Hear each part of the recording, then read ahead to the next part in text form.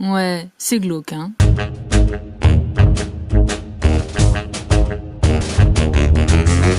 Bienvenue au Sénégal, pays du paludisme, de la tourista et des serpents mortels. Oui, on aime la positive attitude à Sokola. Bon, trêve de plaisanterie. Passons au vif du sujet. Tu te demandes sûrement où est-ce que l'on t'emmènera en cas de problème de santé. Eh bien, pour bien comprendre, un petit point théorique s'impose.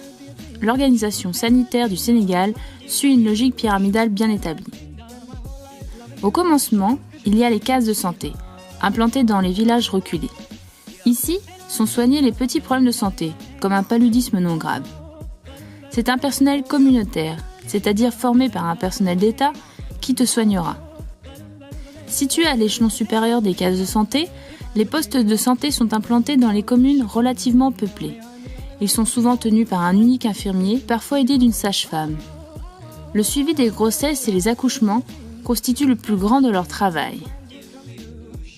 Si le poste de santé n'a pas la capacité de soigner un patient, ce dernier est redirigé au centre de santé. On parle alors de centre de santé dès qu'il y a au minimum un médecin, une maternité et un laboratoire. On peut aussi y trouver un dentiste, un ophtalmologue, ainsi qu'un bloc opératoire dans les grands centres de santé. Si un cas dépasse les capacités de soins du centre de santé, ce qui est souvent le cas pour les césariennes, le patient est envoyé à l'hôpital le plus proche. Les hôpitaux, eux, se divisent en 3 niveaux, correspondant à leur capacité technique. Le plus haut niveau d'hôpital, le niveau 3, se trouve uniquement à Dakar. Alors, on t'a bien perdu, hein ? Bon allez, on va te faire un petit récap. Donc, si tu es en pleine cambrousse, tu peux trouver une case de santé pour soigner tes petits bobos. Si tu te situes dans un village un minimum peuplé, tu pourras trouver un poste de santé où un infirmier pourra te soigner. Enfin, si tu vagabondes dans un grand village, tu pourras accéder à un centre de santé où là, tu pourras enfin trouver un médecin. Donc, tu l'auras compris, en cas de problème assez grave, privilégie l'hôpital. En général, les Sénégalais envoient directement les étrangers à l'hôpital car ils savent qu'ils ont une assurance. Merci Gobaya va nous protéger. Mais du coup, tu te demandes sûrement à quoi t'attendre si tu te fais soigner au Sénégal. Eh bien, cher confrère voyageur, attends-toi au meilleur comme au pire. Cela dépendra d'où tu te situeras géographiquement. Si tu voyages dans les régions de Dakar, Thiès et Diourbel, alors pas de panique. C'est là où se concentre plus de la moitié des dépenses courantes de santé. Par contre, si tu te situes dans les régions de Kédougou, Sédhiou et Kaffrine, alors bon courage car ces zones sont les moins dotées financièrement du Sénégal. Petit aperçu si une rage de dents te prend à Oussouye, en Basse-Casamance. Regardez le fauteuil. Le fauteuil n'est pas bon. Il n'y a rien de réglé ici. Ici, on fait l'extension seulement. Le crachoir n'est pas bon. On est obligé de prendre une bassin. D'accord. Oui. Vous avez reçu du matériel il y a un certain temps et du coup... oui, ça fait très longtemps qu'on a eu ce fauteuil. Et rien ne marche là-bas. Rien ne marche. Ah ouais? Sinon, on fait l'extraction seulement. Là, Ouais. on ferme. Et vous mettez très chaud? Oui. Et c'est au moins ça suffit. Oui. Ça marche au moins. Oui, ça marche. Heureusement. Mais à part ça, il n'y a rien qui marche ici. Moi, je suis dans toute de formation, mais je ne fais que des installations. Et ce n'est pas la bonne solution. Mon fauteuil, c'est vrai, quand je venais d'arriver, il était neuf, mais je l'ai reçu en 2005. Oui, on adore renforcer ta peur du dentiste. Que veux-tu? On est un peu sadique sur les bords. Mais on te voit là derrière ton écran. Tu te demandes sûrement pourquoi le dentiste se retrouve avec un matériel pareil. Eh bien, la réponse en images. L'État nous doit de l'argent qu'il n'a pas remboursé. C'est ça qui crée au fond nos difficultés. C'est lié à la gratuité. Ça fait presque 2 ans qu'ils n'ont pas payé. Donc ça nous crée des problèmes. Mais avant, quand il n'y avait pas la gratuité, on parvenait plus ou moins à payer notre personnel. Parce qu'on a un personnel communautaire. D'accord. En dehors du personnel technique, il y a des personnels communautaires qui nous soutiennent. Oui, à première vue, on pourrait dire « Oh là là, l'État, il abuse, il fait rien pour aider les populations. » Eh bien, oui et non. Tout d'abord, l'État augmente constamment son budget santé chaque année. Il mène depuis quelques années une politique d'incitation pour que les médecins s'installent dans les zones reculées du pays. L'État fait aussi en sorte que le patient paye le moins possible, via notamment la nationalisation des médicaments. Ça veut dire quoi ça? Eh bien, cela signifie que l'État achète par grand lot les médicaments, qui est réparti ensuite dans les hôpitaux pour limiter leur prix. Malin, hein? Mais du coup, est-ce que la santé au Sénégal est gratuite? Eh bien, encore une fois, oui et non. On t'explique. Oui, si un Sénégalais est âgé de 0 à 5 ans ou à plus de 60 ans, ou encore s'il subit une césarienne ou souffre de dialyse. Et non dans tous les autres cas. Donc, tu l'auras compris, la grande majorité des Sénégalais doivent payer pour accéder à la santé. Mais on te rassure, les prix ne sont pas ceux des États-Unis. Est-ce que la santé au Sénégal, elle est quand même dépendante des aides de... Elle est dépendante, honnêtement, c'est ça la réalité. Parce que pour les vaccins, c'est Gavi. Gavi, ça doit être une ONG anglaise. Le programme de vaccination, c'est eux qui le soutiennent. L'USAID prend une partie de la santé de la reproduction. Actuellement, on a un nouveau programme avec les Canadiens. Aussi, mais ça, c'est santé de la reproduction, mais c'est orienté vers les adolescents. Et à la coopération française, c'est la coopération française qui a acheté ce fauteuil. Donc avant, il y avait la coopération française, mais actuellement, ils ne sont plus dans l'autre zone, ils sont au nord. Est-ce que vous sentez que c'est une priorité, la santé, quand même, pour l'État, ou c'est pas une priorité? Bon, disons que c'est une priorité, mais ils n'ont pas les moyens. Ils n'ont pas les moyens? C'est ça la réalité. C'est une priorité, mais ils n'ont pas les moyens.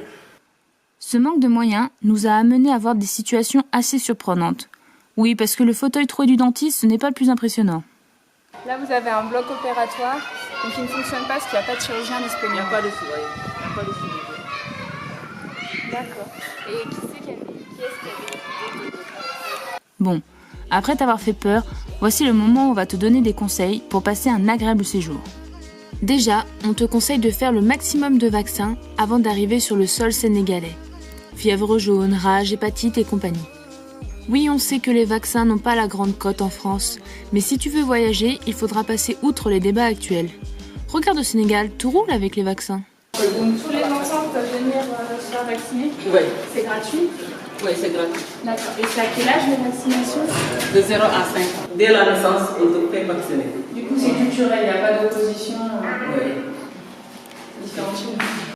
Bon, outre la prévention par l'acupuncture, tu devras te méfier de 3 choses principales au Sénégal. Allez, on se fait un petit top pour le fun. Numéro 1. Les moustiques. Oui, les moustiques sont les espèces qui tuent le plus de personnes dans le monde chaque année. Alors, pour survivre aux mosquitos et qu'il retourne chez lui, prends bien un anti-moustique puissant. Pas besoin d'en prendre des tonnes, il y en a en pharmacie au Sénégal. Numéro 2. Les serpents. Oui, le Sénégal regorge de serpents, et ces derniers peuvent te tuer en quelques heures. Si tu croises un cobra ou un mamba, eh bien, bon courage. On te conseille pour cela d'acheter un tire-venin en pharmacie avant de partir. Numéro 3. Tes premiers jours au Sénégal. Oui, tes premiers jours au Sénégal risquent d'être un enfer. Le changement de climat, le soleil, la nourriture, c'est sûr que tu vas nous faire une belle tourista. On en a fait les frais. Alors, un conseil. Prends les médicaments adéquats avant ton arrivée, Smecta et compagnie. Un autre conseil aussi, ne bois pas de l'eau du robinet ou du puits. Tu n'es pas Kirikou. Achète-toi plutôt une paille ou une gourde filtrante pour limiter ta consommation de bouteilles plastiques. On va finir ce premier épisode sur la santé au Sénégal en vous parlant d'un sujet sensible mais très important. Les mutilations génitales. Sokola, pourquoi tu nous parles de ça ? Eh bien tout simplement parce que ces pratiques existent au Sénégal et qu'il est important d'être renseigné à leur sujet. Oui, on a eu, depuis l'adoption de la loi, on a eu à mettre les femmes, les exciseuses traditionnelles, on a eu à mettre en fait en prison. D'accord. Maintenant, en fait, je n'ose pas dire que c'est complètement éradiqué. Il y a des poches, surtout dans le nord. Dans le nord-sud, quoi, en fait. Il y a des poches, il y a des femmes, en fait, qui continuent à pratiquer, en fait, l'excision. Mais, en fait, c'est dans la cachette qu'elles le font.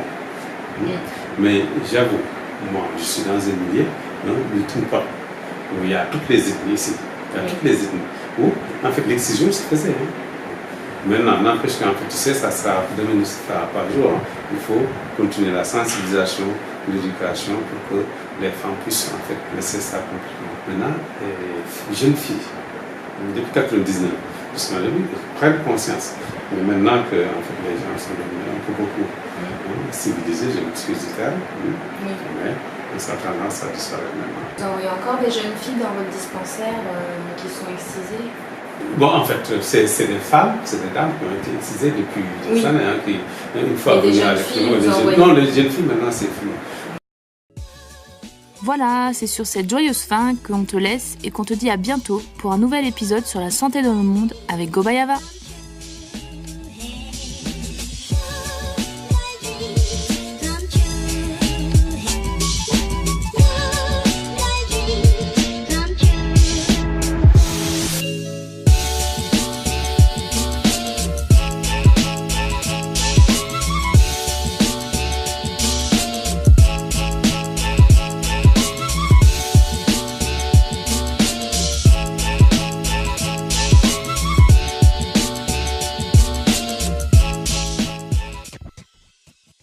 Alors là, on revient du dispensaire où on a filmé un peu pour le reportage pour Gobayava sur le système de santé au Sénégal.